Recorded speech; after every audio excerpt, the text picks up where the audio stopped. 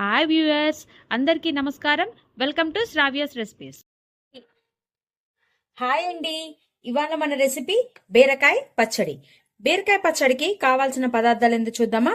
బీరకాయలు, పచ్చిమిర్చి, శనక్కాయ గుళ్ళు, వేయించిన శనక్కాయ గుళ్ళు అండి ఇవి, కరేపాకు, జీలకర్ర, ధనియాలు వేయించుకొని ఉంచుకోవాలండి, కొత్తిమీర,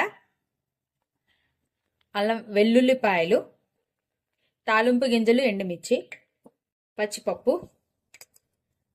ఉప్పు, పసుపు, కొంచెం చింతపండు పులుసు అండి. ఇది నేను నానబెట్టి కొంచెం చిక్కగా పులుసు చేశాను, చింతపండు పులుసు, ఇంగువ.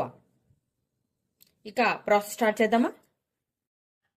నూనె కాగిన తర్వాత ఫస్ట్ బీరకాయలు వేసేసేయండి. దాంట్లో బీరకాయలు, పచ్చిమిర్చి ఇలా తరుక్కొని ఉంచుకోవాలండి. అంటే జస్ట్ ఇలా ఒక పచ్చిమిర్చిని రెండు ముక్కలుగా కట్ చేయండి, లేకపోతే చిట్లుతాయి. ఇలా వేసుకొని ఉంచుకోండి. తర్వాత ఉప్పు వేయండి. ఉప్పు వేస్తే ఫాస్ట్గా మగ్గిపోతుంది. పసుపు కూడా వేసేసేయండి. మూత పెట్టి పెడదాం, మగ్గిపోతుంది. ఒక జార్ తీసుకోండి, చిన్న జార్ చాలండి. చిన్న జార్ తీసుకోండి.